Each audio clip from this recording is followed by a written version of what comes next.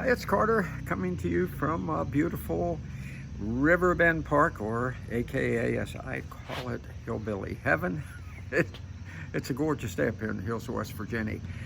Wish you were here. Wish you were here because we can get together and plot how we're going to make sure that that evil, diabolical duo of Harris and Walz never gets anywhere near the Oval Office. So I want to cite two things for you real quick, if I may, help put things into perspective. One is the attacks they're already making on Robert Kennedy Jr., even getting his sister, Carrie, whoever the hell she is and whatever she's done, other than have the last name of Kennedy, to come out and attack him.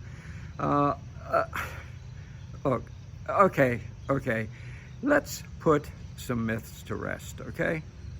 John F. Kennedy and Bobby Kennedy were two of my icons when I was a kid. Remember, I was in high school when Jack was killed, and I think first year of college, or a little beyond that, when Bobby was killed, third year. And I adored both the guys, okay? I adored the things they said, which you could not say as a Democrat today, okay? You simply couldn't say him as a Democrat today because they were both pretty patriotic guys. But let's face the facts. What Bobby Jr. did was present a rare profile in courage, to borrow the name of his uncle's book, that no other Kennedy has even come close, okay? John Kennedy was an incredibly charming, inveterate womanizer, okay? I think if you could make a list of the women he had in the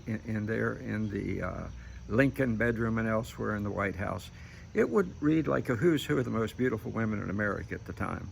I mean, that's what Jack did best his whole life, okay? Quick, I had a friend who, a guy named Ford Price. Guy was handsomer than Cary Grant. He owned the company I worked for, okay?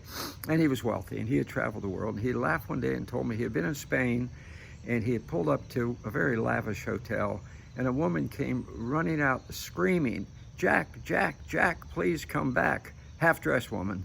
And off in the distance went Jack Kennedy's limousine. So that's what Jack did best, okay? Bobby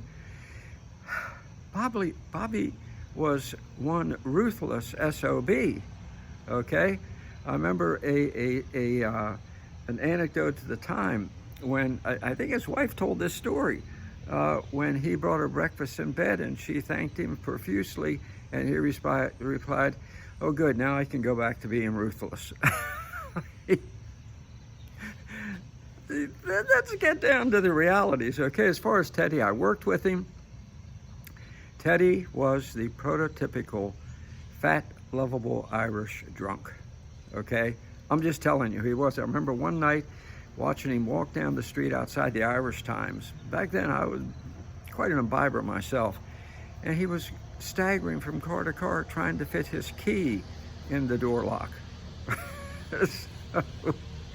So RFK has stepped to the fore as a courageous man. Praise God for him, and don't worry about the attacks by the Harris-Walz cabal. All they're doing is activating our A group, okay?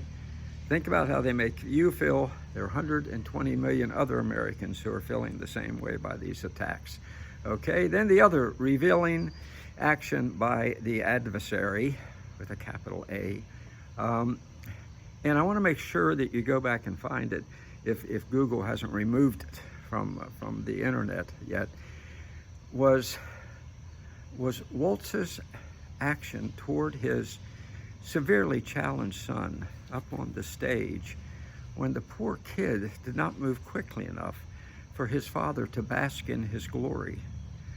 I want you to look at the way he yanked at that poor kid and the horrifying look on his face. There was a moment of hatred. You may say, oh, not that. Watch it. Watch the look on his face. I can tell you my entire childhood, and I did some things very annoying to my father, there was never a look of absolute disdain, and I'm sorry, hatred, like his father had when that poor, mentally challenged boy delayed Waltz's moment to bask in the unearned glory. Okay? Watch it. The mask fell. As my friend Chad says, the mask fell. Okay? And you saw the real Waltz, a very evil, demonic, satanic, and I'm using all those terms on purpose. You saw the real person, okay? Forget the brain, jackass. Forget laughing boy Waltz. Underneath it all was the look on that face when his poor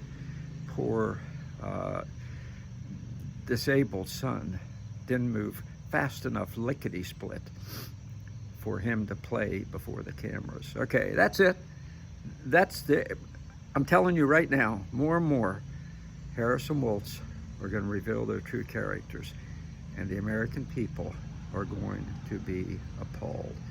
So get out there, spread the word. Don't give up. Don't give out. Don't give in. Stay strong. We're going to do this thing.